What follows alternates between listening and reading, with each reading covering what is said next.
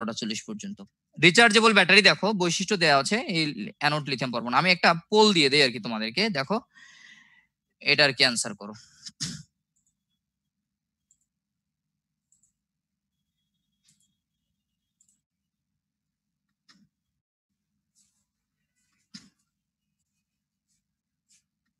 জি answer করেন আপনারা।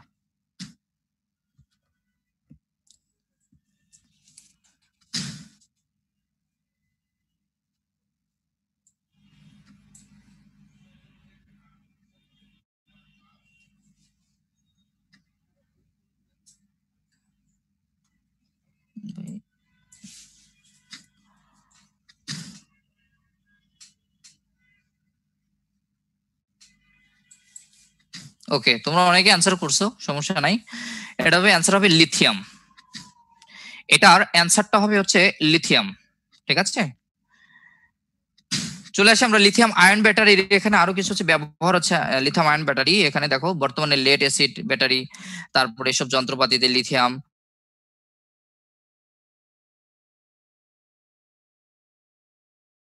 তোমাদের হচ্ছে কোনো উপায় নাই। লেড স্টোরেজ ব্যাটারি ব্যবহারের সুবিধা সমূহ, এই সুবিধাগুলো দেখো এখানে হচ্ছে শুধুমাত্র হেডিং পড়তে হবে, বইয়ের থেকে শুধুমাত্র হেডলাইন পড়তে হবে। সেটা হচ্ছে দেখো নিম্ন অভ্যন্তরীণ রোধ, রিচার্জেবল ব্যাটারি। 2 নাম্বারটা এটা হচ্ছে নিম্ন অভ্যন্তরীণ রোধেরই আর কি একটা বোল্ট লাইন। 3 নাম্বার হচ্ছে চার্জ লেভেল পরীক্ষা, 4 নাম্বার হচ্ছে সহজ প্রাপ্যতা। এই যে তোমার 4 নাম্বার হচ্ছে 3 নাম্বার হচ্ছে চার্জ লেভেল পরীক্ষা। এই 3 নাম্বার চার্জ লেভেল পরীক্ষায় দেখো সালফুরিক অ্যাসিডের ঘনত্ব হচ্ছে 1.29। এই জিনিসটা হচ্ছে তোমরা মনে রাখবা আর কি ভালোভাবে, শুধুমাত্র হেডলাইন পড়তে হবে, এর বেশি কিছু না। লেট স্টোরেজ ব্যাটারি ব্যবহারের অসুবিধা, এখানেও হেডলাইন, এগুলো হেডলাইন নিয়ে আসছি আমরা। এই হেডলাইন গুলো পড়বো। অ্যাসিড বার্ন বিপদ, রিচার্জ কালের দাহ্য, হাইড্রোজেন গ্যাস নির্গমন, ইলেকট্রোলাইট লেভেল সমস্যা, ভারী ব্যাটারি বহন করতে সমস্যা, পরিবেশ দূষণ। এই ভারী ব্যাটারি বহন করতে সমস্যা আবার একটা লাইন আমাদের পড়তে হবে, এবং পরিবেশ দূষণও হচ্ছে আমাদের একটা লাইন পড়তে হবে। সেটা হচ্ছে পরের স্লাইডে আমরা দেখে আসি।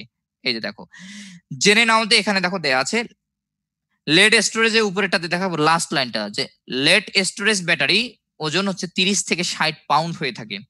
তাহলে লেড স্টোরেজ ব্যাটারির ওজন 30 থেকে 60 পাউন্ড হয়ে থাকে, এই লাইনটা আমাদের হচ্ছে জানতে হবে। সেটা ভারী ব্যাটারি বহন করতে সমস্যায় আছে। আর পরিবেশ দূষণে আসে লেড আয়ন মাটি থেকে খাদ্য শৃঙ্খলে প্রবেশ করে মানুষের দেহে বিভিন্ন প্রকার রোগ সৃষ্টি করে। এই লাইনটাই হচ্ছে 2017 সালের মেডিকেল এডমিশন টেস্টে আসছিল। তোমাদেরকে একটু পরিবেশ রসায়ন থেকে ঘুরে নিয়ে আসি। সেই পরিবেশ একবারে লাস্ট দিকে সুন্দর করে আর্সেনিক, তারপর লেড, ক্রোমিয়াম, ক্যাডমিয়াম, এগুলোর হচ্ছে দূষণ দেওয়া আছে, দূষণের প্রভাব দেওয়া আছে। সেই দূষণের প্রভাবগুলো খুবই খুবই খুবই খুবই ইম্পর্টেন্ট। তার মধ্যে লেড এবং ক্রোমিয়ামটা আসছিল মেডিকেল এডমিশন টেস্টে। আচ্ছা, আমরা পরের স্লাইডে যাই। সেটা হচ্ছে লিথিয়াম ব্যাটারির সুবিধা। এই সুবিধা অসুবিধাগুলো এখান থেকে অসুবিধা মনে রাখবা, সুবিধা মনে রাখার দরকার নেই। অসুবিধা রিচার্জেবল নয়, বিপজ্জনক, ফুটা বা লিক, কমার্শিয়াল স্টোরেজে হচ্ছে অসুবিধা। এই 4টা হচ্ছে পড়লেই আর কি, 3টা পড়লেই আর কি হবে। এখান থেকে সুবিধা অসুবিধাগুলো শুধুমাত্র হেডিং পড়বো আর কি। এই লিথিয়াম আয়ন ব্যাটারি যেটা আছে, সেই লিথিয়াম আয়ন ব্যাটারি হচ্ছে সুবিধা, এগুলো হচ্ছে জাস্ট হচ্ছে একটু জেনে রাখবা বা রিডিং একবার আর কি পড়ে ফেলবা, এটা অত বেশি ইম্পর্টেন্ট না। কিন্তু লিথিয়াম আয়ন ব্যাটারির সুবিধা অসুবিধা পড়ে ফেলবা আর কি, মোটামুটি জেনে রাখা ভালো। আসো ফুয়েল সেল এর প্রকারভেদ। শুরুতেই বলে দিয়েছিলাম যে এই চ্যাপ্টার থেকে যে প্রশ্নটা আছে সেই প্রশ্নটা আসছে গত বছর, এই ফুয়েল সেল এর প্রকারভেদ এখান থেকে। তাহলে ফুয়েল সেল হচ্ছে 2 প্রকার, একটা হচ্ছে হাইড্রোজেন অক্সিজেন আর একটা হচ্ছে মিথানল অক্সিজেন ফুয়েল সেল। আচ্ছা, ফুয়েল সেল সাধারণ ব্যাটারির মধ্যে গঠনগত পার্থক্য হচ্ছে কি, একবারে নরমাল পার্থক্য, কোনো কথা নাই। ফুয়েল সেলের ক্ষেত্রে হচ্ছে বাইরের একটা কন্টেনার থেকে আমরা হচ্ছে বিক্রিয়ক সাপ্লাই দেব, আর সাধারণ ব্যাটারি এটা ভিতরে থাকবে। আর ফুয়েল সেলের জীবনকাল হচ্ছে ফুয়েল প্রবাহের উপর নির্ভরশীল, এটা অনির্দিষ্ট। আর এটা হচ্ছে জীবনকাল নির্দিষ্ট। কারো ভাগ্য ভালো থাকলে 4 মাস, 5 মাস, 4-5 বছর চলবে, আর কারো ভাগ্য খারাপ থাকলে হচ্ছে তোমার ওই 1 দিন, 2 দিন বা 3 দিন চলবে, যার যেটা আর কি ঠিক আছে। এটা হচ্ছে ফুয়েল সেল সাধারণ ব্যাটারির মধ্যে হচ্ছে পার্থক্য। চলে আসি আমরা ডিএমএফসির সুবিধা। ডিএমএফসি পূর্ণরূপ কি বলো? ডিএমএফসি পূর্ণরূপ কি? আমরা একবারই শেষের দিকে চলে আসছি। হ্যাঁ, আমরা একবারই শেষের দিকে চলে আসছি। বলো ডিএমএফসির হচ্ছে পূর্ণরূপ কি? আমি বলে দেই, তোমরা আবার এই ঢাকা মেডিকেল কলেজ আবার আছে লিখিও না ওখানে। ডিএমসি সুবিধা পূর্ণরূপ এটা হচ্ছে DMFC, direct methanol fuel cell, direct methanol fuel cell. Okay, চলে আসি আমরা এখানে সুবিধাসমূহ যেগুলো দেওয়া আছে, সেই সুবিধা উচ্চ এনার্জি ঘনত্ব আছে, নিরাপদ আছে, সহজলভ্য আছে, ওজনে হালকা আছে, হাইড্রোজেন গ্যাসের তুলনায় হচ্ছে বাণিজ্যিক সংরক্ষণে অধিক সুবিধাজনক, এটাও আছে। এটা হচ্ছে আমরা পড়বো। আর ডিএমএফসির হচ্ছে এই যে একটা ইয়া দেয়া আছে, এটা আর কি আমরা দেখে নিব। চলে আসি ইলেকট্রোলাইটিক উইথ ফুয়েল সেল। এখান থেকে ইম্পর্টেন্ট যেটা আমি বলি সেটা হচ্ছে 6 number, solid oxide fuel cell. 6 নাম্বারটা খুবই খুবই খুবই খুবই ইম্পর্টেন্ট, খুবই খুবই খুবই খুবই ইম্পর্টেন্ট। আচ্ছা, এখান থেকে 6 নাম্বারটা দেখো যে জিরকোনিয়াম অক্সাইড ইলেকট্রোলাইট রূপে জিরকোনিয়াম অক্সাইড ব্যবহৃত হয়।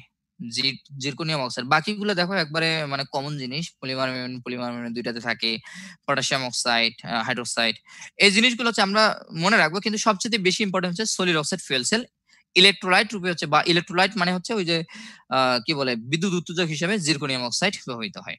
এটা আমরা এখান থেকে পড়বো। চলে আসি ফুয়েল সেল। আচ্ছা, এই চ্যাপ্টার থেকে আমি কিন্তু কিছু জিনিস হচ্ছে স্কিপ করছি, যে স্কিপটা হচ্ছে আমরা এই ফুয়েল সেলের এখানেই হচ্ছে ওয়াটার গ্যাস, সংশ্লেষ গ্যাস, প্রডিউসার গ্যাস আছে, এটা হচ্ছে আমরা এখানে ভালোভাবে পাবো না, আমরা পাবো হচ্ছে অর্থনীতি রসায়নে ভালোভাবে, আমরা ওই চ্যাপ্টারে আর কি পড়বো। এখানে দেখো hydrogen fuel cell, hydrogen fuel সেলে দেখো চাঁদে অবতরণকারী অ্যাপোলো নভোযানে বিদ্যুতের উৎস রূপে হাইড্রোজেন অক্সিজেন ফুয়েল সেল সর্বপ্রথম ব্যবহৃত হয়, আমাদের লাগবে। এছাড়াও হাইড্রোজেন ফুয়েল সেলের গঠন, একটা আমার হচ্ছে জ্বালানি কোষ বা বেকন কোষ বলে, এই যে বেকন কোষ বলে। আমি তোমাদেরকে আরেকটা প্রশ্ন করতে চাই, একটু আগে আমরা পড়ছি, শুষ্ক কোষের অপর নামটা কি ছিল যেন বলতো?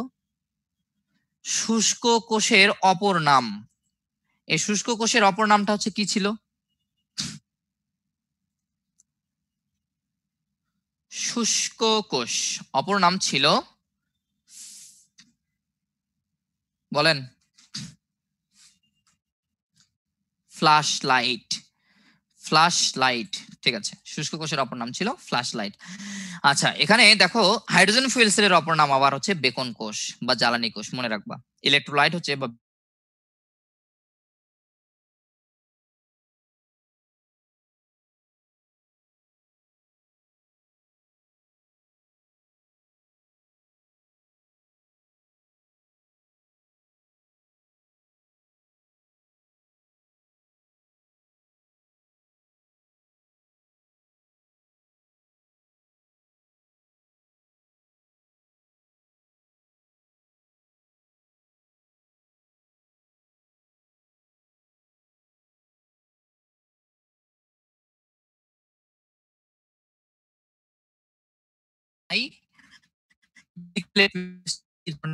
আসছে, এটা ইতিহাস নাই।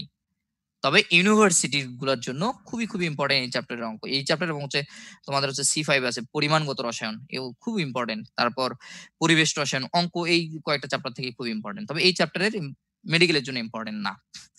আচ্ছা, পিএইচ মিটারের ব্যাপার দেখো, অজানা পিএইচ দ্রবণের পিএইচ নির্ণয়ের সময়টি পিএইচ মিটার হচ্ছে আমরা ইউজ করি অজানা দ্রবণের পিএইচ নির্ণয়ের জন্য। আর এখানে গ্লাস ইলেকট্রোডের যে হচ্ছে ইয়াটা আছে, সংযুক্তিটা আছে, সংযুক্তিটা আমাদের মুখস্থ রাখতে হবে, কারণ এই সংযুক্তিটি ইম্পর্টেন্ট আসতে পারে। আচ্ছা, তার আগে শেষ পোল হচ্ছে আমি একটা অ্যান্সারটা করো। আমরা আমাদের ক্লাসের আর একটা স্লাইড পড়লে আমাদের ক্লাসটা শেষ হবে, এই শেষের আগে এই পোলটার অ্যান্সার করো।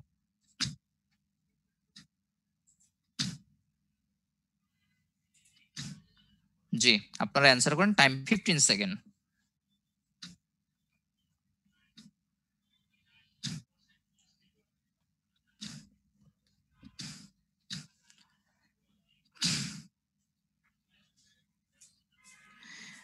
জি, ওকে, আপনারা অ্যান্সার করছেন, অনেকে অনেকে অ্যান্সার করছেন হচ্ছে PD, CR, এইউ।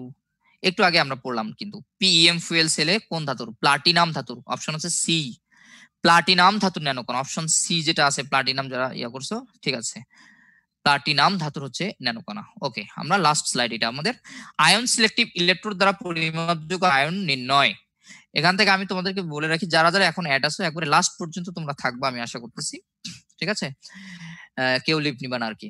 Ion selective electrode দ্বারা হচ্ছে পরিমাপযোগ্য আয়ন নির্ণয়। সেখানে দেখো নির্দিষ্ট আয়ন আছে বিশেষ নমুনায় উপস্থিত। এটা আমার কেন জানি মনে হচ্ছে আগামী বছর বা তোমাদের যখন এডমিশন টেস্ট হবে এখান থেকে একটা প্রশ্ন আসলেও আসতে পারে।